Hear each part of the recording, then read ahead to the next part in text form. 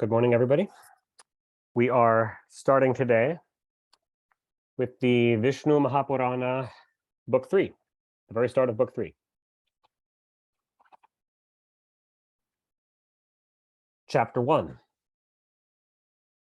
Maitreya said to his guru Parashara, "The disposition of the earth and of the ocean, and the system of the sun and the planets, the creation of the gods and the rest, the origin of the rishis, the generation of the four varnas, the production of brute creatures or non-human creatures, and the narratives of Dhruva and Prahlada have been fully related by you, my venerable guru. I am now desirous to hear from you the series of all the manvantaras, as well as an account of those who preside over the respective periods, with Shakra, the king of the Devas, at their head." Shakra is another name of Indra. Parashara replied, "I will repeat to you, Maitreya, in their order, the different manvantaras of the present kalpa, those which are past and those which are to come. The first Manu was Svayambhuva, then came Svarochisha, then Ottami, then Tamasa, then Revata, then Chakshusha. These 6 Manus have passed away.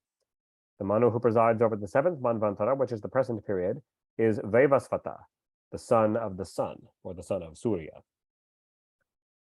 The period of Svayambhuva Manu, in the beginning of the Kalpa, has already been described by me, together with the gods, rishis, and other personages who then flourished.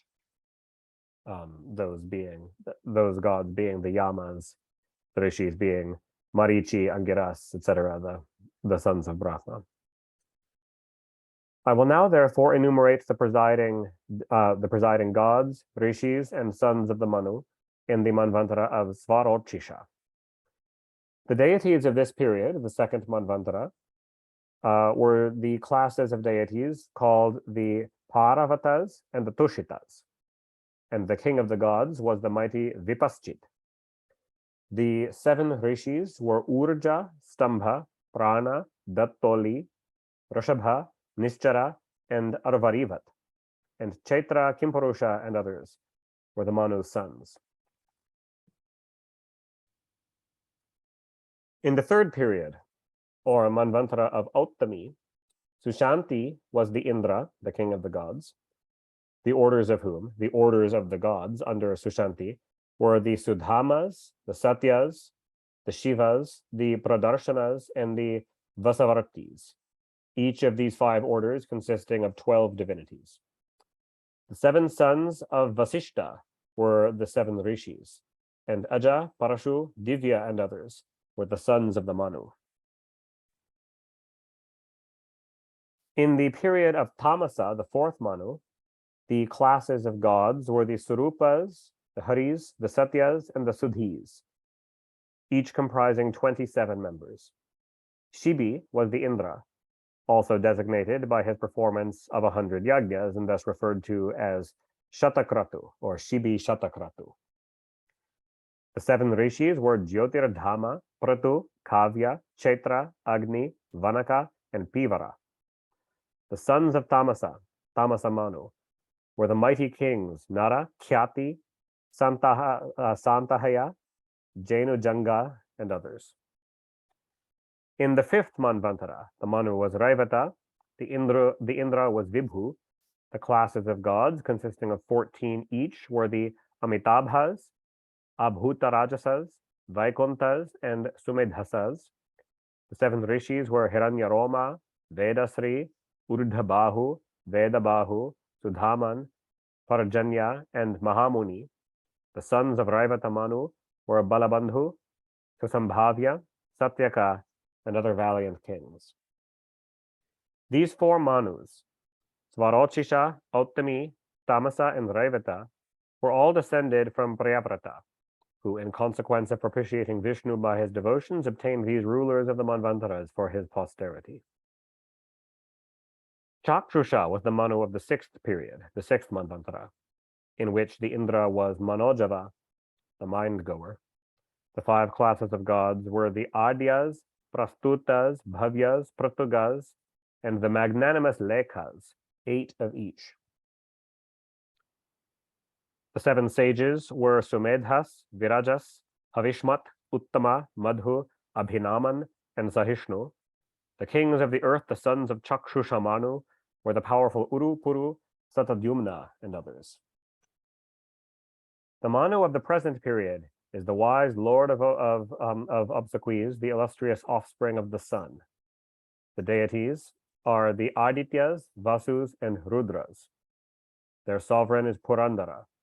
Vasishta, Kashyapa, Atri, Jamadagni, Gautama, Vishvamitra, and Bharadvaja are the 7 rishis, and the 9 pious sons of Vaivasvata Manu are the kings Ikshvaku, Nabhaga, Drashta, Sanyati, Narishyanta, Nabhanidishta, Karusha, Krishadra, and the celebrated Vasumat. The unequaled energy of Vishnu combining with the Sattva Guna and affecting the preservation of created things presides over all the Manvantaras in the form of a specific divinity. Of a portion of that divinity, Yajna was born in the Swayambhuva Manvantara, the will-begotten progeny of Akuti. When the Svarochisha Manvantara had arrived, the divine Yajna was born as Ajita, along with the Tushita gods, the sons of Tushita. In the 3rd Manvantara, Tushita was again born of Satya, under the name Satya, along with the class of deities, so denominated. In the next period, Satya became Hari, along with the Haris, the children of Hari. The excellent Hari was again born in the Raivata Manvantara of Sambhuti as Manasa, along with the gods called the Abhuta Rajasas. In the next period, Vishnu was born of Vikunti as Vaikunta. In the present Manvantara, Vishnu was again born as Vamana, the son of Kashyapa by Aditi. With 3 paces, he subdued the worlds and gave them, freed from all embarrassment, to Purandara. And that right there is the only description we ever get in the Vishnu Purana of the Vamana avatar. These are the 7 persons by whom, and the several Manvantaras, created beings have been protected. Because this whole world has been pervaded by the energy of the deity, he is entitled Vishnu, from the root vish, to enter or to pervade. In other words, one who enters everywhere, or one who pervades everywhere, essentially omnipresent. For all the gods, the Manus, the 7 rishis, the sons of the Manus, the Indras, the sovereigns of the gods, are all but the impersonated might of Vishnu. Chapter 2. Maitreya said, "You have recapitulated to me, most excellent Brahmana, the particulars of the past Manvantaras. Now give me some account of those which are to come." Parashara said, "Sangnya, the daughter of Vishvakarman, was the wife of Surya and bore him 3 children, the Manu Vaivasvata, Yama, and Yami. Yama, of course, being the Deva of death and of Dharma, and his sister Yami being the Devi of the Yamuna River.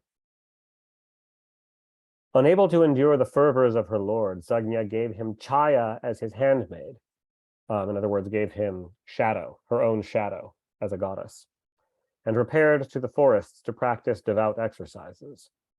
Surya, supposing Chaya to be his wife Sangnya, left in her stead, begot by her 3 other children, Shanischara, the Deva of the planet Saturn, another Manu, Savarani Manu, who has not yet become Manu, but who has already been born and is next in line, and a daughter, Tapati, Devi of the Tapti River. Chaya, upon one occasion, being offended with Yama, the son of Sagnya, denounced a curse upon him, and thereby revealed to Yama and to Surya that she was not in truth Sagnya, Yama's mother. Being further informed by Chaya that his wife had gone to the wilderness, Surya beheld her by the eye of meditation, engaged in austerities. In other words, upon learning that she had snuck away, he meditated and was able to immediately behold in a vision where she was, once he put his attention on it. Beheld her engaged in austerities in the form of a mare in the region of Uttarakuru. Metamorphosing himself into a horse, he rejoined his wife and begot 3 other children, the 2 Ashvins and Revanta, and then brought Sagnya back to his own dwelling. To diminish his intensity, which had been too much for her, Vishvakarman placed the luminary, Surya, on his lathe to grind off some of his effulgence, and in this manner reduced Surya's effulgence by 1/8, for more than that was inseparable from him. The parts of the divine Vaishnava splendor residing in the sun that were filed off by Vishvakarman fell blazing down upon the earth, and the artist Vishvakarman constructed of them the chakram of Vishnu, the trident of Shiva, the weapon of the god of wealth, Kubera's weapon, the lance of Kartikeya, and the weapons of the other gods. All these Vishvakarman fabricated from the superfluous rays of the sun. The son of Chaya, who was called also a Manu, was denominated Savarni, from his being of the same color, or Savarna, as his elder brother, the Manu Vaivasvata. There's a subtlety there that's a little more to it than that. Not just the same color, but like exactly the same form, because his mother, Chaya, was an illusion raised up from the shadow of Vaivasvata's mother. And so there was like a Savarna. It doesn't just mean same color, it means like same appearance, sameness, like almost an illusory double of his half-brother, the way that his mother was almost an illusory double of the former mother. He presides over the ensuing or 8th Manvantara, Savarni Manu, will. The particulars of which in the following I will now relate. In the period in which Savarni shall be Manu, the classes of the gods will be the Sutapas, Amitabhas, and Mukhyas, 21 of each. The 7 rishis will be Deeptimat, Galava, Rama, Kripa, and Droni. My son, Vyasa, will be the 6th, says Parashara, and the 7th will be Rishyasringa. The Indra will be Bali, the sinless son of Virochana, who through the favor of Vishnu is already sovereign of part of Patala, in other words, the Raja of the Asuras. The royal progeny of Savarni will be Virajas, Arvarivas, Nirmoha, and others. The 9th Manu will be Daksha Savarni. The Paras, Marichi Garbhas, and Sudharmas will be the 3 classes of divinities, each consisting of 12. Their powerful chief will be the Indra Adbhuta, and Savana, Dyutimat, Bhavya, Vasu, Medhatiti, Jyotishman, and Satya will be the 7 rishis. Dhritaketu, Driptiketu, Panchahasta, Niramaya, Pratusrava, and others will be the sons of the Manu. In the 10th Manvantara, the Manu will be Brahma Savarni. The gods will be the Sudhamas, Viruddhas, and Shatashankyas. The Indra will be the mighty Shanti. The rishis will be Havishman, Sukriti, Satya, Apammurti, Nabhaga, Apratimaujas, and Satyaketu. And the 10 sons of the Manu will be Sukshetra, Uttamaujas, Harishena, and 7 others. In the 11th Manvantara, the Manu will be Dharma Savarani. The principal classes of gods will be the Vihangamas, Kamagamas, and Nirmanaratis, each 30 in number, of whom Vrusha will be the Indra. The rishis will be Nischara, Agnitejas, Bapushman, Vishnu, Aruni, Havishman, and Anagha. The kings of the earth and sons of the Manu will be Savarga, Sarvadharma, Devanika, and others. In the 12th Manvantara, the son of Rudra Savarani will be the Manu. Ritudhama will be the Indra, and the Haritas, Lohitas, Sumanasas, and Sukarmas will be the classes of gods, each comprising 15. Tapasvi, Sutapas, Tapomurti, Taporati, Tapodhriti, Tapodyuti, and Tapodhana will be the rishis, and Devavan, Upadeva, Devasreshta, and others will be the Manu's sons, mighty monarchs on the earth. In the 13th Manvantara, the Manu will be Rochya. The classes of gods, 33 in each, will be the Sudhamans, Sudharmans, and Sukarmans. Their Indra will be Divaspati. The rishis will be Nirmoha, Tattvadarshan, Nishprakampa, Nirutsuka, Dhritimat, Avyaya, and Sutapas. And Chitrasena, Vichitra, and others will be the kings. In the 14th and final Manvantara of the present Kalpa. Bhautya will be the Manu, Suchi the Indra. The 5 classes of gods will be the Chakshushas, the Pavitras, Kanishtas, Bhrajiras, and Vavridhas. The 7 rishis will be Agnibahu, Shuchi, Shukra, Magadha, Gridhra, Yukta, and Ajita. And the sons of the Manu will be Uru, Gabhira, Ragna, and others who will be kings and will rule over the earth. At the end of every 4 yugas, there is a disappearance of the Vedas in each Kali Yuga, and it is the province of the 7 rishis to come down upon earth from heaven to give them currency again in the start of each Satya Yuga, or Krita Yuga is another word for Satya Yuga. In every Krita Yuga, the Manu of the period is the legislator or author of the body of law, the Dharma Smriti. The deities of the different classes receive the yajnas during the manvantaras to which they severally belong, and the sons of the Manu themselves and their descendants are the sovereigns of the earth for the whole of the same term. The Manu, the 7 rishis, the gods, the sons of the Manu, who are the kings, and Indra, are the beings who preside over the world during each manvantara.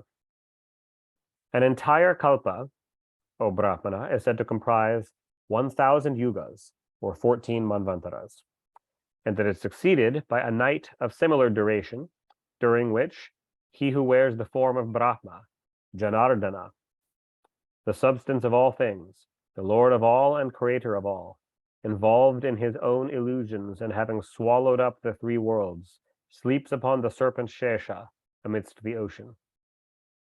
Being after that awake, he who is the universal soul again creates all things as they were before, in combination with the property of Rajas, and in a portion of his essence associated with the Sattva Guna, he, as the Manus, the kings, the gods, and their Indras, as well as the 7 rishis, is the preserver of the world.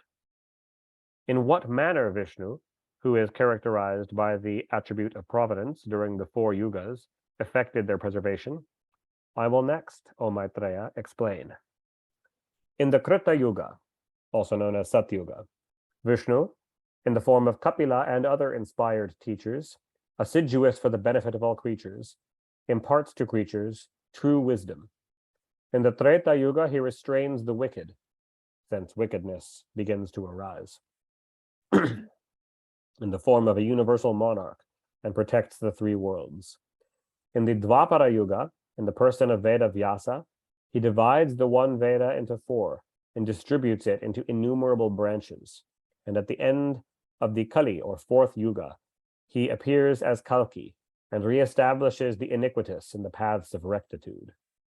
In this manner, the universal spirit pervades, creates, and at last destroys all the world. Thus, Brahmana, I have described to you the true nature of that great being who is all things, and besides whom there is no other existent thing, nor has there been, nor will there be, either here or elsewhere. I have also enumerated to you the manvantaras and those who preside over them. What else do you wish to hear? Chapter 3. Maitreya said, I have learnt from you in due order how this world is Vishnu, how it is in Vishnu, how it is from Vishnu. Nothing further is to be known. But I should desire to hear how the Vedas were divided in different ages by that great being in the form of Veda Vyasa, and what were the branches into which the Vedas were distributed.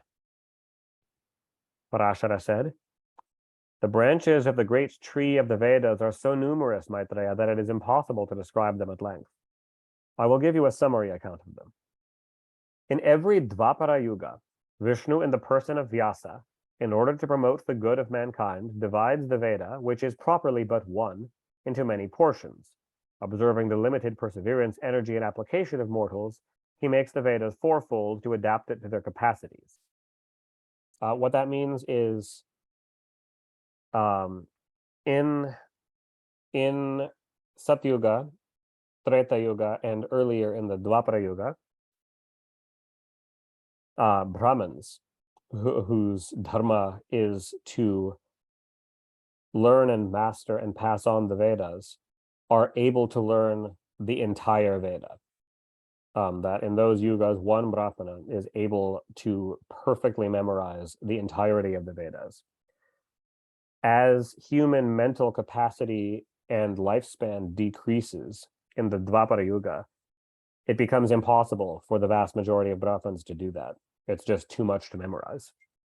And so the purpose of dividing them up is to break the Vedas into pieces so that some Brahmanas can learn this piece, some can learn that piece, etc., and make it possible for them to preserve the whole thing. And the bodily form which he assumes in order to effect that classification is known by the name of Veda Vyasa. Of the different Vyasas in the present Manvantara and the branches which they have taught, you shall have an account. 28 times have the Vedas been arranged by the Maharshis in the Vaivasvata Manvantara in the Dvapara Yuga, because there have, in the Vaivasvata Manvantara, the yugas go around many times. So we are currently in the 28th yuga cycle. So 28 times in this Manvantara, the Vyasa has come and divided the Vedas. And consequently, 8 and 20 Vyasas have passed away, by whom in their respective periods the Veda has been divided into 4. In the first Dvapara Yuga of the Vaivasvata Manvantara, the distribution was made by Svayambhu Brahma himself. In the second, the Veda Vyasa was Prajapati Manu. So in other words, Vaivasvata Manu himself, the progenitor of the Prajapati. In the third, it was Ushanas, that's Shukracharya, the Asura Guru. In the fourth, Brahaspati, the Deva Guru. In the fifth, Savitri. In the sixth, Mrityu, death or Yamadeva. In the seventh, Indra himself did it. In the eighth, it was Vasishta. In the ninth, Sarasvata. In the 10th, Tridhaman. In the 11th, Trivarshan. In the 12th, Bharadvaja. In the 13th, Antariksha. In the 14th, Vapra. In the 15th, Trayaruna. In the 16th, Dhananjaya. In the 17th, Kratanjaya. In the 18th, Rina. In the 19th, Bharadvaja. In the 20th, Gautama. In the 21st, Uttama, also called Haryatma. In the 22nd, Verna, who is likewise named Rajasravas. In the 23rd, Soma Shushmapana, also known as Trinavindu. In the 24th, Riksha, the descendant of Bhrigu, who is known also by the name Valmiki. In the 25th, my father, Shakti, was the Vyasa. I myself was the Vyasa of the 26th Dvapara Yuga, and was succeeded by Jaratkaru, the Vyasa of succeeded by Jaratkaru. The Vyasa of the 28th, who followed him, was Krishna Dvaipayana. These are the 28 elder Vyasas, by whom in the preceding Dvapara Yugas the Veda has been divided into 4. In the next Dvapara, Droni, the son of Drona, will be the Vyasa. When my son, the Muni Krishna Dvaipayana, who is the current Vyasa, shall cease to be in that role.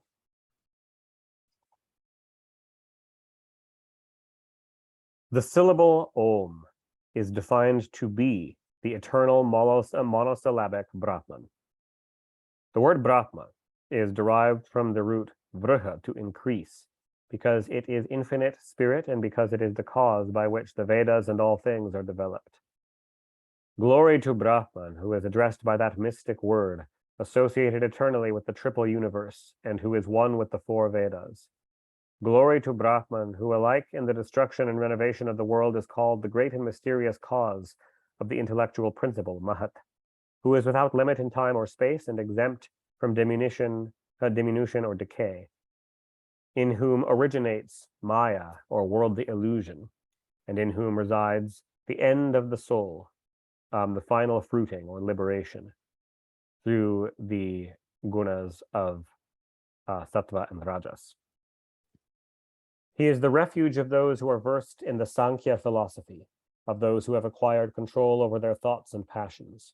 He is the invisible, imperishable Brahman, varying in form, invariable in substance, the chief principle, self-engendered, who is said to illuminate the caverns of the heart, who is indivisible, radiant, undecaying, multiform. To that supreme Brahman be forever adoration. That form of Vasudeva, who is the same as the Supreme Spirit, which is Brahman and which, although diversified as threefold, is identical, is the Lord, who is conceived by those that contemplate variety in creation to be distinct in all creatures. He, composed of the Rik, Sama, and Yajur Vedas, is at the same time their essence, as he is the soul of all embodied spirits. He, distinguished as consisting of the Vedas, creates the Vedas and divides them by many subdivisions into branches. He is the author of those branches. He is those aggregated branches, for he, the eternal Lord, is the essence of true knowledge. Chapter 4.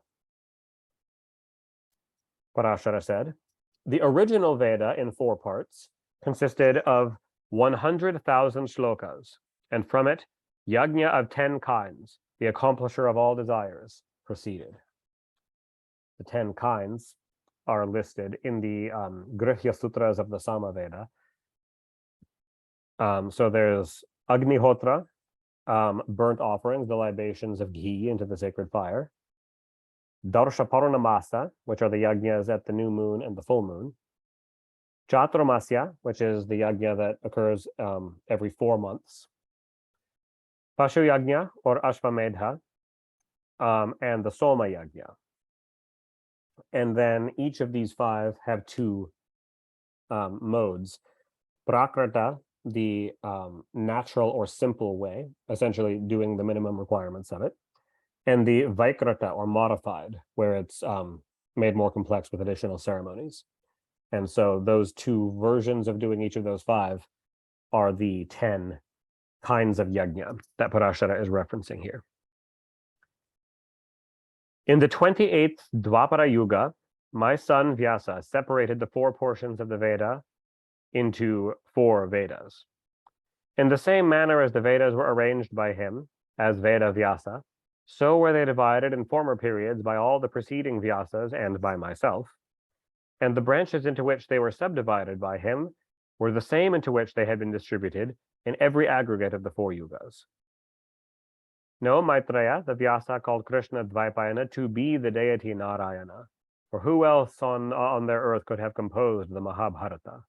Into what portions the Vedas were arranged by my magnanimous son in the Dwapara Yuga you shall hear. When Vyasa was enjoined by Brahma to arrange the Vedas in different books, he took 4 persons well read in those works as his disciples. He appointed Paila, reader of the Rik, and not just reader, but also teacher of the Rik. What he's saying is the Sravaka of the Rig Veda, which is one who causes to hear, a lecturer, a preacher, as well as a disciple. So one who learns the Rig Veda and who recites it and teaches it to others. So Paila was in charge of the Rig Veda, Vaishampayana of the Yajush, and Jaimini of the Sama Veda, and Sumantu, who was conversant with the Atharva Veda, was also the disciple of the learned Vyasa. He also took Sutta, who was named Loma Harshana, as his pupil in historical and legendary traditions, meaning the Itihasas and the Puranas. There was but one Yajur Veda, but dividing this into 4 parts, Vyasa instituted the sacrificial rite that is administered by 4 kinds of priests, in which it was the duty of the Advaryu to recite prayers or yajush or direct the ceremony, the duty of the Hotri priest to repeat the Richa hymns of the Richa hymns, the duty of the Udgatri to chant the Sama hymns, and the duty of the Brahmana to pronounce the formulae called the Atharva. Then the Muni, having collected together the hymns called the Richas, compiled from them the Rig Veda. With the prayers and directions termed the Yajushas, he formed the Yajur Veda. With those called Sama, he formed the Sama Veda. And with the Atharvas, he composed the rules of all the ceremonies suited to kings and the function of the Brahmana agreeably to practice. This vast original tree of the Vedas, having been divided by him into 4 principal stems, soon branched out further into an extensive forest. In the first place, Paila divided the Rig Veda into 2 Samhitas, 2 separate collections of hymns, and gave one to Indrapramati and one to Bashkali. Bashkali subdivided his Samhita into 4, which he gave to his disciples Baudhya, Agnimatara, Yajnavalkya, and Parashara. And they taught these secondary shoots from the primitive branch. Indra Pramati imparted his Sanghita to his son Mandukeya, and it thence descended through successive generations as well as disciples. The reason why it's getting broken up more and more is we're going deeper into Kali Yuga, and the disciples are not able to master. They're able to master smaller and smaller amounts of the vast material of the Vedas. Vedamitra, also called Shakalya, studied the same Sanghita, but he divided it into 5 Sanghitas, which he distributed amongst many disciples, named severally Mudgala, Gosvalo, Vatsya, Shaliya, and Shishira. Shakapurani made a different division of the original Sanghita into 3 portions and added a glossary called the Nirukta, constituting a 4th portion. The 3 Sanghitas were given to his 3. The reason he added a glossary, again, because the people's understanding of the very ancient primordial Deva Bhasha Sanskrit of the Vedas, which is different, far more subtle and complex than the classical Sanskrit spoken by humans, their understanding was dwindling. And so that's why he felt the need to add a Nirukta, a glossary of defining a bunch of words whose meaning was becoming obscure and lost otherwise. The 3 Sanhitas were given to his 3 pupils, Kroncha, Vaitalaki, and Valaka, and a 4th, hence named Niruktakrit, had the glossary. So one whole person was just trained to be a living glossary of the terms, to pass on that knowledge. In this way, branch sprang from branch. Another Bhaskali, so a different rishi by the name Bhaskali, not the same Bhaskali we've heard of before, composed 3 other Sanghitas, which he taught to his disciples, Kalayani, Gargya, and Katajava. These are they by whom the principal divisions of the Rig Veda have been promulgated.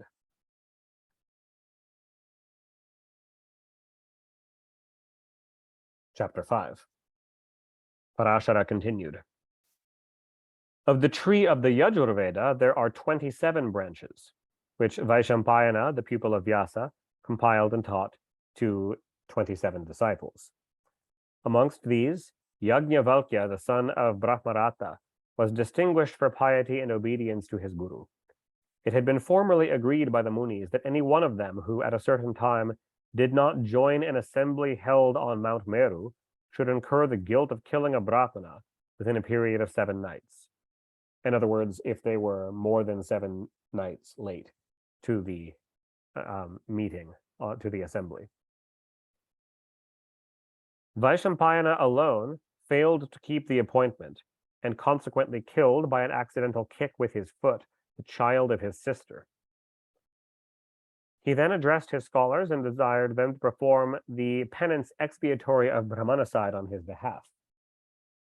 Without any hesitation, Yajnavalkya refused and said, "How shall I engage in tapas with these miserable and inefficient Brahmanas?" On which his guru, being incensed, commanded him, Yajnavalkya, to relinquish all that he had learnt from him. "You speak contemptuously," he observed, "of these young Brahmanas, but of what use is a disciple who disobeys my commands?" "I spoke," replied Yajnavalkya, "in perfect faith, but as to what I have learned from you, I have had enough. It is no more than this." And he ejected it from his stomach and brought up the text of the Yajus in substance stained with blood. So vomited forth the Yajurveda that his guru had taught him, and he then departed. The other scholars of Vaishampayana, transforming themselves into titri, or into partridges, picked up the texts which he had disgorged from his body, and which from that circumstance were called Taittiriya, or the chapters of the partridges.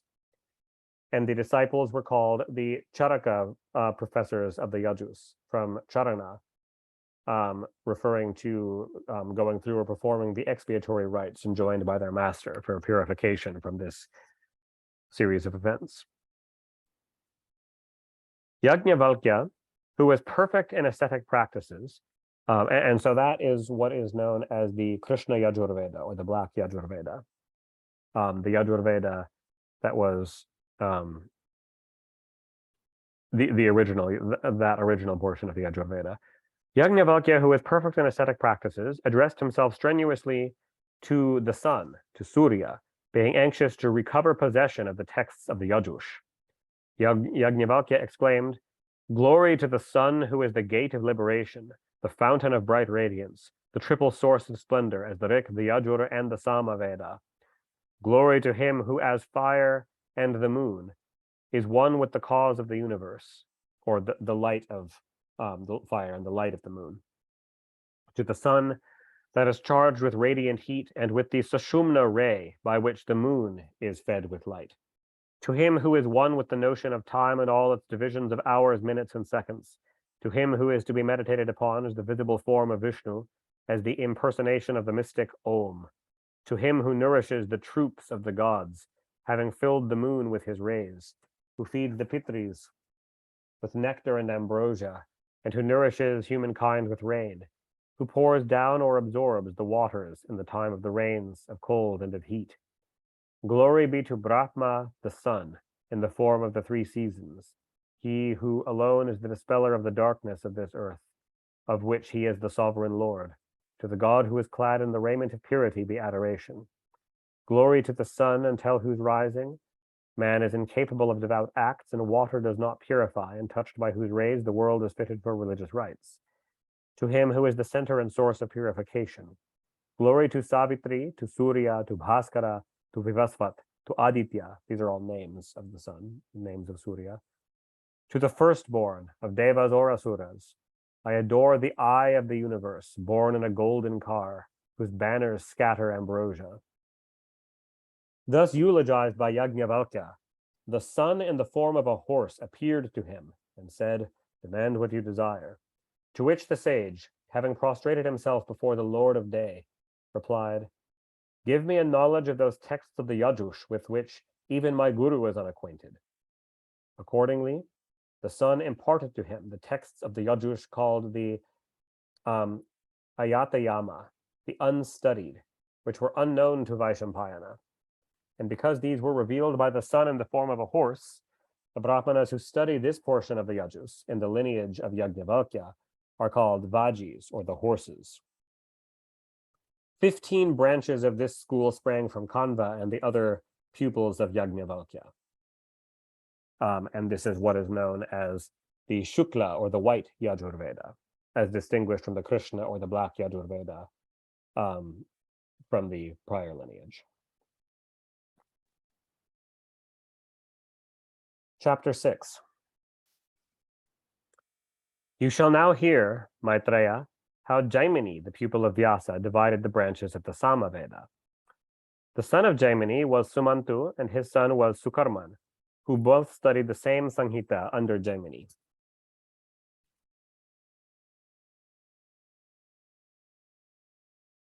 The latter composed the Sahasra Sanghita, or the compilation of 1,000 hymns, which he taught to two disciples, Hiranyanabha, also named Kaushalya, meaning Hiranyanabha of Koshala, Koshala being his homeland, and Paushini, or some manuscripts of the Vishnu Purana instead read Paushpini. So Paushini or Paushpini. It's unclear what the proper name there is. 15 disciples of the latter were authors of 15 more Sanghitas. They were called the northern chanters of the Saman. As many more, so 15 more, also the disciples of Hiranyanabha, were termed the eastern chanters of the Saman, forming 15 schools of the Samaveda in the east. Lokakshi, Kautami, Kushidi, and Langali were the pupils of Paushin, and by them and their disciples, many other branches were formed.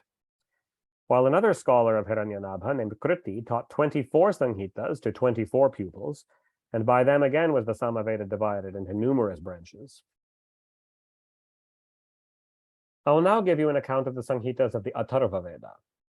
The illustrious Muni Sumantu taught this Veda to his pupil Kabanda, who made it twofold and communicated the two portions to Devadarsha and the Patya. The disciples of Devadarsha were Maudga, Brahmabali, Shalkayini, and Pipalada. Patya had 3 pupils, Jajali, Kaumudadi, and Shaunaka, and by all these were separate branches instituted. Shaunaka, having divided his Sanghita into two, gave one to Babru and the other to Shaindhavayana, and from them sprang to schools the Saindhavas and the Munjakeshas, two different schools of the Atharva. The principal subjects of difference in the Sanghitas of the Atharva Veda are the five kalpas, which are types of ceremonies. The Nakshatra Kalpa, or the rules for worshipping the planets and the stars. The Vaitana Kalpa, or rules for oblations according to the Vedas generally. The Sanghita Kalpa, which has rules for yajnas according to different schools. The Angiras Kalpa, which consists of incantations and prayers for the destruction of foes and the like, or the book of war magic. And the Shanti Kalpa, or prayers for averting evil and bringing peace.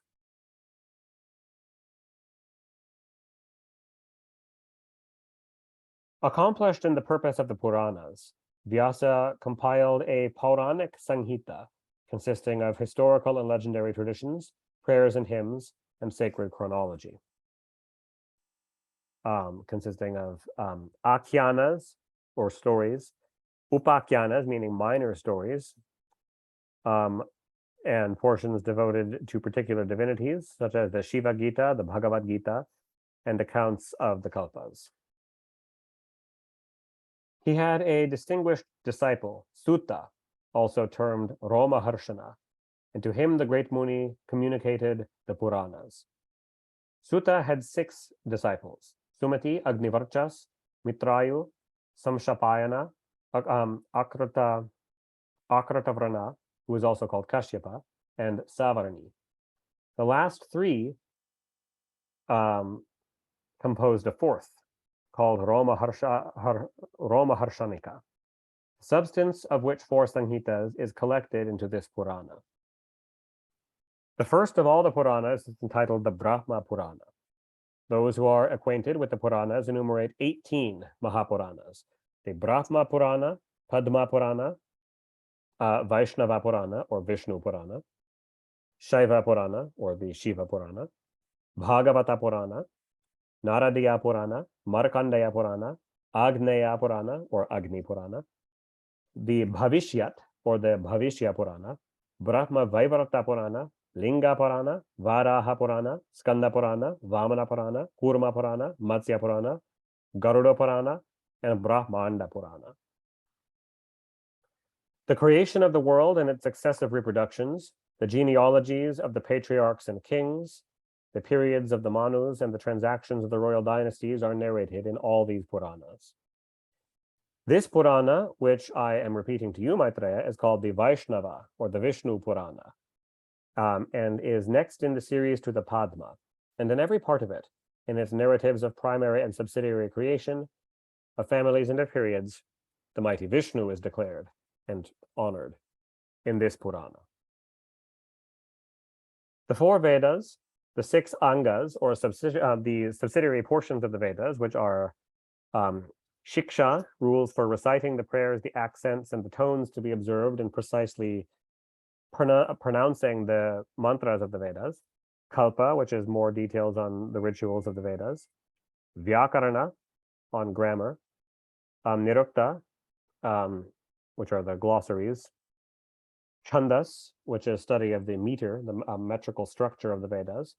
And Jyotisha, or astronomy and astrology, together with Mimamsa, chapters on theology and philosophy, Nyaya, on logic and logical philosophy, Dharma, the institutes of law, the Dharma Sutras and Dharma Shastras, and the Puranas constitute the 14 principal branches of knowledge, or sometimes the list is given as 18 with the addition of these 4.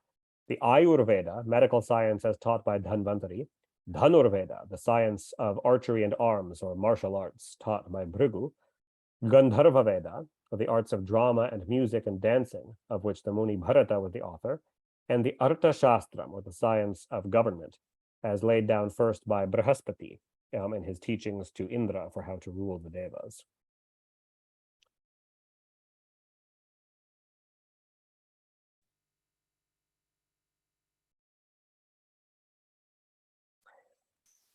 I have thus described to you the branches of the Vedas and their subdivisions, the persons by whom they were made, and the reason why they were made, that being the increasingly limited capacities of mankind. The same branches are instituted in the different manvantaras. The primitive Veda, that of the progenitor of all things, is eternal. These branches are but its vikalpas, or modifications. I have thus related to you, Maitreya, the circumstances relating to the Vedas which you desire to hear. Of what else do you wish to be informed?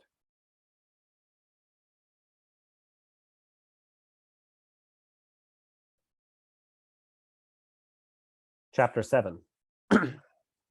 Maitreya said, "You have indeed related to me, most excellent Brahmana, all that I asked of you. But I am desirous to hear one thing which you have not touched on. This universe, composed of 7 zones, with its 7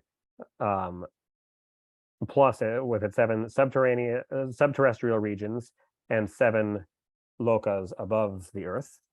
This whole Brahmanda, this whole egg of Brahma, is everywhere swarming with living creatures, large or small, with smaller and smallest and larger and largest, so that there is not the 1/8 part of an inch in which living creatures do not abound. Now all these are captives in the chains of acts, and at the end of their existence become slaves to the power of Yama, by whom they are sentenced to painful punishments. Released from these inflictions, they are again born in the condition of gods, humans, or the like, and thus living beings, as the Shastras apprise us, perpetually revolve.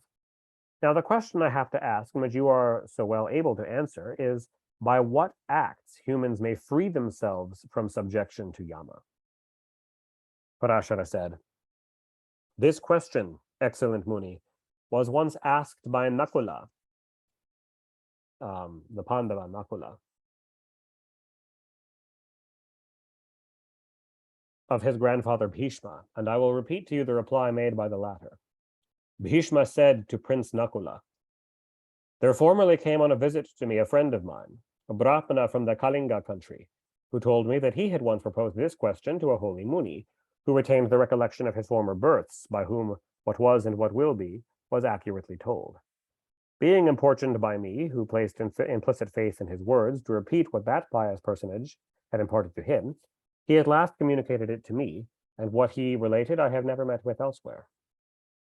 Having then on one occasion put to him the same question which you have asked, the Kalinga Brahmana recalled the story that had been told to him by the Muni, the great mystery that had been revealed to him by the pious sage, who remembered his former existence, a dialogue that occurred between Yama and one of his ministers. Yama, beholding one of his servants with his noose in his hand, whispered to him and said, 'Keep clear of the worshippers of Madhusudana. I am the Lord of all men, the Vaishnavas excepted. I was appointed by Brahma, who is reverenced by all the immortals, to restrain humankind and regulate the consequences of good and evil in the universe. But he who obeys Hari as his spiritual guide is here independent of me, for Vishnu is of power to govern and control me. As gold is one substance still, however diversified as bracelets, tiaras, or earrings, so Hari is one and the same, although modified in the form of gods, animals, and humankind. As the drops of water raised by wind from the earth sink into the earth again when the wind subsides, or when stormy weather subsides, wind and rain, etc., so the varieties of gods, humans, and animals which have been detached by the agitation of the gunas are reunited when that disturbance ceases with the eternal. He who through holy knowledge diligently adores the lotus feet of that Hari who is reverenced by the gods is released from all the bonds of sin, and you must avoid him as you would avoid fire fed with oil." Having heard these injunctions of Yama, the messenger addressed the Lord of Dharma and said, "Tell me, master, how am I to distinguish the worshipper of Hari, who is the protector of all beings?" Yama replied, "You are to consider someone to be the worshipper of Vishnu, who never deviates from the duties prescribed to his varna, who looks with equal indifference upon friend or enemy, who takes nothing that is not his own, nor injures any being. Know that person of unblemished mind to be a worshipper of Vishnu. Know him to be a devout worshipper of Hari, who has placed Janardana in his pure mind, which has been freed from fascination, and whose soul is undefiled by the soil of the Kali Yuga. Know that excellent man to be a worshipper of Vishnu, who looking upon gold in secret holds that which is another's wealth, but has grass, and devotes all his thoughts to the Lord. Pure is he as a mountain of clear crystal, for how can Vishnu abide in the hearts of men with malice and envy and other evil passions? The glowing heat of fire abides not in the cluster of the cooling rays of the moon. He who lives pure in thought, free from malice, contented, leading a holy life, feeling tenderness for all creatures, speaking wisely and kindly, humble and sincere, has Vasudeva ever present in his heart. As the young shala tree by its beauty declares the excellence of the juice which it has imbibed from the earth, so when the Eternal has taken up his abode in the bosom of anyone, that person is lovely amidst the beings of this world. Depart, my servant, quickly, from those men whose sins have been dispersed by moral and religious merit, whose minds are daily dedicated to the imperceptible deity, and who are exempt from pride, uncharitableness, and malice. In the heart in which the divine Hari, who is without beginning or end, abides, armed with a sword, a shell, and a mace, sin cannot remain, for it cannot coexist with that which destroys it, as darkness cannot continue in the world when the sun is shining.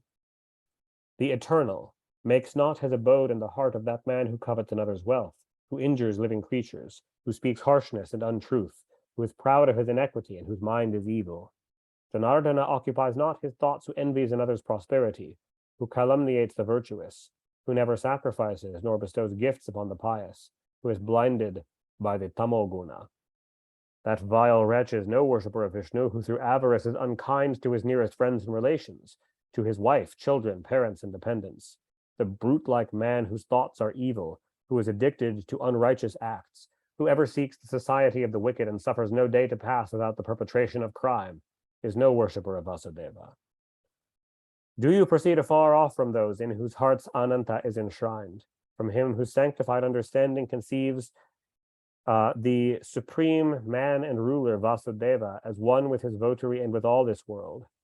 Avoid those holy persons who are constantly evoking the lotus-eyed Vasudeva, Vishnu, the supporter of the earth, the immortal wielder of the chakra and the conch, the asylum of the world.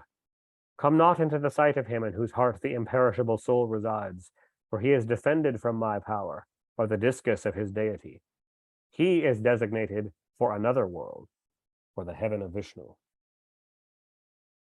Such, said the Kalinga Brahmana, were the instructions communicated by the deity of justice, the son of Surya, to his servants, as they were repeated to me by that holy personage, and as I have related them to you, chief of the house of Kuru. Bhishma said, so also, Nakula, I have faithfully communicated to you all I heard from my pious friend when he came from his country of Kalinga to visit me. I have thus explained to you, as was fitting, that there is no protection in the ocean of the world except Vishnu, and that the servants and ministers of Yama, the king of the dead himself and his tortures, are all unavailing against one who places his reliance on that divinity.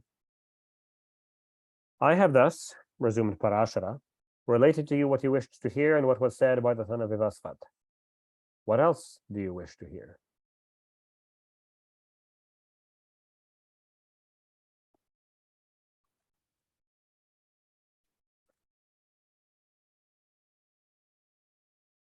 And I think we can quickly do one more because the next chapter is short. Chapter 8. Maitreya said, inform me, venerable Guru, how the supreme deity, the Lord of the universe, Vishnu, is worshipped by those who are desirous of overcoming the world, and what advantages are reaped by people assiduous in his adoration from the propitiated Govinda. Parashara said, the question you have asked was formerly put by Sagara to Aurava. I will repeat to you his reply. Sagara, having bowed down before Aurava, the descendant of Bhrigu, asked him what were the best means of pleasing Vishnu and what would be the consequence of obtaining his favor. Aurava replied, he who pleases Vishnu obtains all terrestrial enjoyments, heaven and a place in heaven, and what is best of all, final liberation. Whatever he wishes and to whatever extent, whether much or little, he receives it, when Achyuta is content with him. In what manner his favor is to be secured, that also I will, O king, impart to you agreeably to your desire. The supreme Vishnu is propitiated by a man who observes the institutions of Varanashrama and purificatory practices. No other path is the way to please him. He who offers yajnas, he who offers sacrifices to him. He who murmurs prayer, prays to him. He who injures living creatures, injures him. for Hari is all beings. Janardana, therefore, is propitiated by him who is attentive to established observances and follows the duties prescribed for his varna. The Brahmana, the Kshatriya, the Vaishya, and the Shudra, who attends to the rules enjoined by his varna, best worships Vishnu. Keshava is most pleased with him who does good to others, who never utters abuse, calumny, or untruth, who never covets another's wife or another's wealth, and who bears ill will towards none, who neither beats nor slays any animate or inanimate thing, who is ever diligent in the service of the gods, of the Brahmanas, and of his spiritual guru, who is always desirous of the welfare of all creatures, of his children, and of his own soul, in whose pure heart no pleasure is derived from the imperfections of love and hatred. The man, O monarch, who conforms to the duties enjoined by scriptural authority for every varna and ashrama of life, is he who best worships Vishnu. There is no other mode. Aurva having thus spoken, Sagara said to him, Tell me then, Venerable Brahmana, what are the duties of varna and ashrama? I am desirous of knowing them.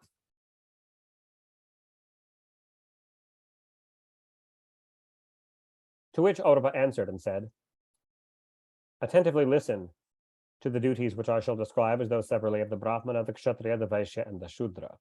The Brahmana should make gifts, should worship the gods with yajnas, should be assiduous in studying the Vedas, should perform ablutions and libations with water, and should preserve the sacred flame. For the sake of subsistence, he may offer yajna on behalf of others, and may instruct them in the Shastras, in other words, in exchange for gifts from them. And he may accept presents of a liberal description in a becoming manner, or from respectable persons and at an appropriate season. He must ever seek to promote the good of others and do evil unto none, for the best riches of a Brahmana are universal benevolence. He should look upon the jewels of another person as if they were pebbles, and should at proper periods procreate offspring by his wife. These are the duties of a Brahmana. The man of the warrior caste, or the Kshatriyas, should cheerfully give presents to Brahmanas, perform various yajnas, and study the scriptures. His especial sources of maintenance are arms and the protection of the earth. The guardianship of the earth is indeed his especial province. By the discharge of this duty, a king attains his objects and realizes a share of the merit of all sacrificial rites performed in his kingdom. By intimidating the bad and cherishing the good, the monarch who maintains the disciplines of the different varnas secures whatever region he desires. Brahma, the great parent of creation, gave to the Vaishya the occupations of commerce and agriculture, and the feeding of flocks and herds for the means of his livelihood, and sacred study, yajna, and donations are also his duties, as is the observance of fixed and occasional rites. Attendance upon the three regenerate or dvija varnas is the province of the Shudra, and by that he is to subsist, or by the profits of trade, or the earnings of mechanical labor. He is also to make gifts, and he may offer the yajnas in which food is presented, as well as obsequial offerings. Besides these, their respective obligations, there are duties equally incumbent upon all the four varnas. These are the things that everybody is supposed to do: the acquisition of property for the support of their families, cohabitation with their wives for the sake of progeny, tenderness towards all creatures, patience, humility, truth, purity, contentment, decency of decoration, gentleness of speech, friendliness, and freedom from envy and repining, from avarice and from detraction. These also are the duties of every condition of life, or at all times of life. In times of distress, the peculiar functions of the varnas may be modified, as you shall hear. A Brahmana may follow the occupations of a Kshatriya or a Vaishya, if necessary. The Kshatriya may adopt those of the Vaishya, and the Vaishya those of the Kshatriya. But these two last should never descend to the functions of the Shudra if it be possible to avoid them. And if that be not possible, they must at least shun the functions of the mind varnas.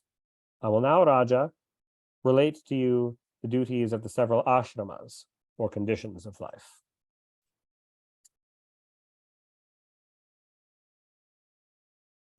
But that, I think, we should perhaps get into next time, because it is just about 10, and so I think that chapter break is a good point to pause for today.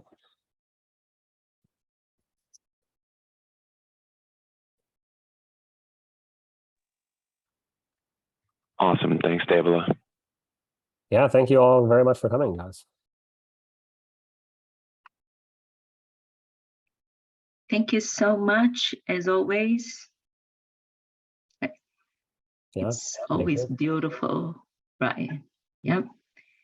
And for your further trip again, if I could do anything, let me know. I will. Yes, thank you. Yes. I actually just shared. I see Vasviji here. Oh, she just left. Oh, there she Oh is. no, she's here. Yes. I just shared her little recording, which was on YouTube of her family when they were there on September 11th. Okay, okay. I'll look at that.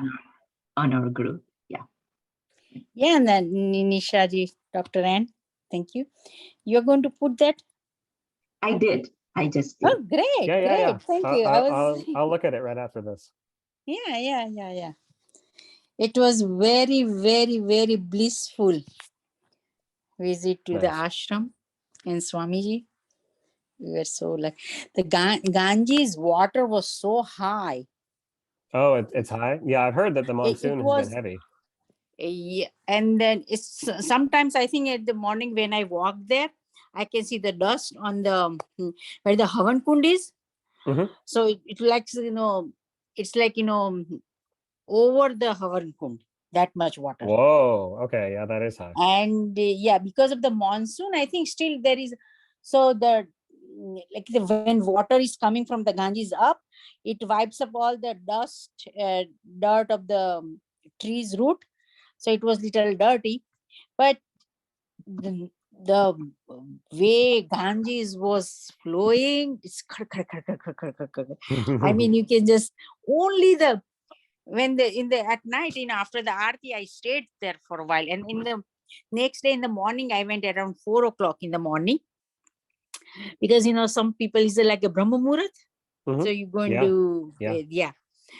And Ganges was, you can hear such a loud noise of Mother. This is the first time I had. And then, now they don't have a Laxman Jula because Laxman Jula was getting old. So they tore it off and then they are making a new one. But they built the Janki Bridge. Okay. Nice Janki Bridge right behind the Paramatniketan. And Swamiji says in the morning, we were leaving in the morning, says, why don't you walk on the Janki River, Janki Bridge? Uh-huh. It was amazing. It's a nice walk there. I'll probably do that. In the morning. They made it nice walk for the pilgrims, they can walk and chant. And Nice. I think I just took one picture. It says a Moksha Dwar. Mhm. It says, then me and my daughter went to that Bhutnath Mahadev. Yes. That's if you climb up, it's like a 13 floors. You can see the whole Rishikesh. Yeah, nice. Okay. So it was a good experience when you go to Bhutnath Mahadev. Bhutnath Mahadev. Okay. Yeah, it's right behind the Paramatniketan. And just if you Google it, Bhutnath Mahadev is a 13th floor up, and you go all the way up, and we saw the sunrise in the morning. Me and my daughter went around 6 in the morning. I'm going to take a leave. I'll Yeah. see you all next week. Yes, I'm in the clinic. Yes. Yeah. Right. Yeah. Okay. Yeah. So, go there in the morning to see the sunrise. Okay.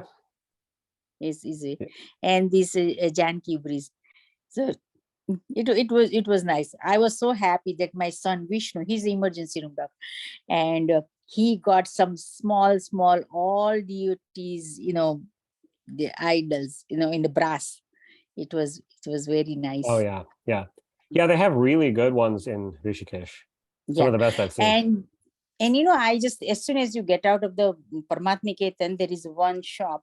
I got the Vishnu's Swarup, their what do you call that? He married to the Tulsi, Sarangam. Yeah. Shaligram. I'm so sorry. Yeah. Shaligram. I got the nice Swarup of Shaligram, big one. Nice. And it is like, split. Okay. Yes. So the Lakshmi and the Vishnu. Yes. So the down is Vishnu and the top. It is so beautiful. I cannot resist to get it. My husband says no. I said no. Even if he said no, I have to get it. So I just wanted to it's a just significance of what? It's a Shiva and Lakshmi, right? I mean, Vishnu and Lakshmi. Vishnu and Lakshmi, yeah. And then Vishnu became small to marry Tulsi. He took that swaroop Yes. of Salingam to marry Tulsi. That's what something I knew. But having in the house, what is, I just loved it, I said I have to have. So I don't know, I got it, but I feel good. Since I put it in my temple. And I do feel peace, this is, all the negative energy goes away and says, I need that, Yeah. So, yeah. And, I was talking to Pooja and I was even the Deepak, there is, he is Swamiji's right hand. Yes. I showed him your picture. Oh, okay. Thank you. And I saw the Pooja also, your picture and Nisha's, I say, because they love Nisha, Dr. M, so Pooja is, so much fond of. So I just said he's coming in October. So it will be very nice. It's such a blissful experience. And I came back, I am still like in that meditation, just still in that. I don't want to talk to anybody. I just want to sit in quiet. And yes, we just yesterday bought the ticket again to go just to Rishikesh. We are going to go. There is an eye camp. Behind that they have eye clinic. Yes. So we are going to. My husband is an eye surgeon, so we are going to go and do the eye camp, October 31st to November 17th. Okay. So we are not going anywhere this time. Just the Rishikesh, do our camp and come on. It's a very peaceful. And then I always attend whenever I get, mostly that they have a prayer hall, 5 to 6. There's a prayer. All the Rishi Kumar, they sit there and do the prayer. And then some of the sant will give, spiritual lecture for at least half an hour. Yeah. So that was nice, Yeah. to do. Very nice. Ganga Aarti. 5 o'clock it starts. Yeah. That is, amazing. Yeah. Yeah, I've seen the Ganga Arati before at the Paramount. It's really nice. It's amazing. And they do the Havan also in the morning. That Swamiji made inside it's around 7:30 they start in the morning. Nice small Havan, just the people who live there, they come and sit. That was also very nice experience. So you can, go in the office and ask people. And they made it very clean now that every room they have like, stainless steel thermos, no plastic bottle. Nice. Yeah. And no plastic bottle. Just, you have thermos, and then they have a downstairs for the aero water station. So you can fill that. And everybody carries a jute bag, no plastic. Jute bag or your thela, cotton, whatever. Yeah. So they have a very nice canteen. Oh, because before, it was small, but this time I saw it was nice and clean. They have a very reasonable food. I just can't believe it, how they can afford. Nice tea, coffee, everything, all in, and then they have a, like, as soon as you enter right hand, they have a sink. So you wash your hands. And a very nice, our food was made inside the Swamiji's, because we are guests. The Ramakrishna ji used to make, but still my kids wanted to eat, and I wanted to drink the tea, canteen tea and coffee. Excellent. Nice. And that sounds great. I just can't believe, because instead of eating outside, I still don't like to eat outside shops, because you don't want to get sick. You want to be careful. You definitely want to be careful. Yeah. But here I was so, we all ate, nothing, because we went only for 1 week. So 1 week it was like 10 days, so 2 days going, 2 days coming. And we went in our Gujarat, wherever roots are. So kids wanted to see the roots. Where you were born, and college and all that, and then Rishikesh. Yeah. Because this Swamiji had made a Hindu Jain temple in Pittsburgh. Yes. That was the first temple in the whole world that two religions together, Hindu Jain, if you can Yeah. Google, because and then those years, very small community, and we divided, you cannot build a very nice temple. So he says, everybody should get together, and then made nice. And so once sometime come and visit us with Nishaji, or yourself, or anybody, Yeah. Yeah. and stay with me in my house, Oh, thank you. and we'll go to the temple. I have a SV temple, that is Venkateshwara, that's original Tirupati's temple. So many people has so much faith here. People come from New Jersey, everywhere. And so there is a Tirupati temple and Hindu Jain temple. Then Sai Baba temple also, Gurudwara. But those two are nice to visit. And we have a 3 rivers that meets together. It's like a Triveni Sangam. Yeah. Yeah. Nice. Lots of bridge, I say, we have Lakshman Jula here also, and Ram Jula. And there is so many bridges. Yeah. So, I hope, if I don't see, but, have a successful Rishikesh Yatra. Thank you. Thank you. And you will be so much happy. I love to walk in the morning, the Ganges, 4 in the morning. Yeah. Everybody's, and then, 5 o'clock, din, din, din, din, all starts, and the bhajan starts and aarti starts. So, when you go to the Bhutnath Mahadev, they open at 7 o'clock. Okay. Yeah. So you can go all the way up. So, we were a little early. So, but we still roam around with that one priest we talk. So he took us at the one of the Kashi Rusi, he did a meditation. So he took us in that garden, and there is a Shiva also. And then, he took it there where the Rushi comes and did the meditation. All time. There are so many Rushis. That's the meditation, land. Yeah. And lots of good vibrations. Yes. Such a good vibration. You are there and you says, this gets empty. Just I say, I have no idea where I'm just I feel like I'm just walking soul, no body I'm not. This gets so empty.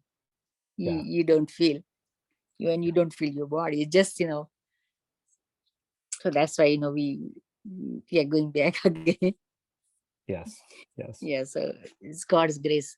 And I wish you to have the best experience. Thank you.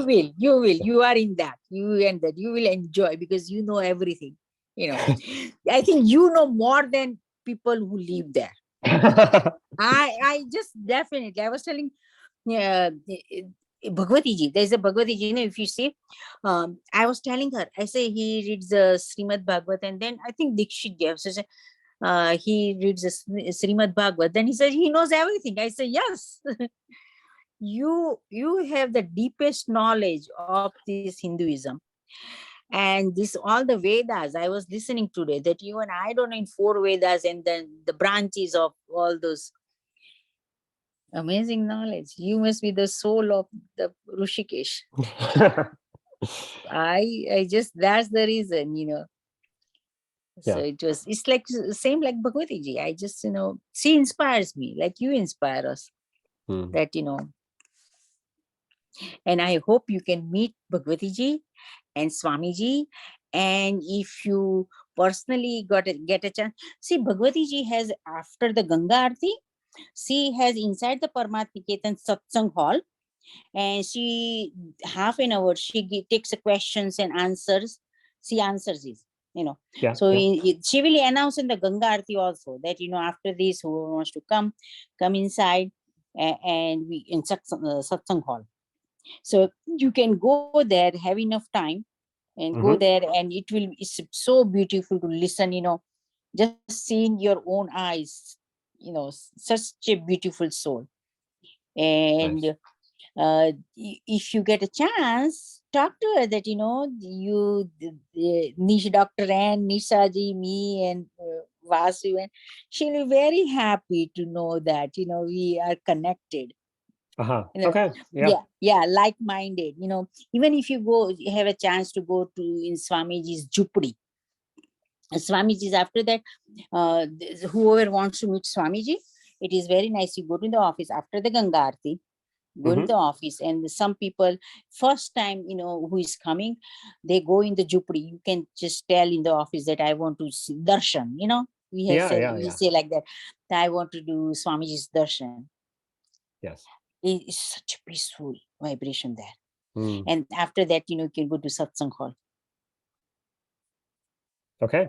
Nice. That Yes. have Sounds good. that blissful experience. Yeah. Okay. Okay. Yeah. Thank you. Okay. Thank you. A lot of good Yeah. I good can. good Thank advice. you. Yeah. Yeah. Okay. Thanks. Yes. Jai Shri Krishna. Jai Shri Jai Krishna. Shri Krishna. Jai Shri Jai Shri Krishna. Krishna. Yeah.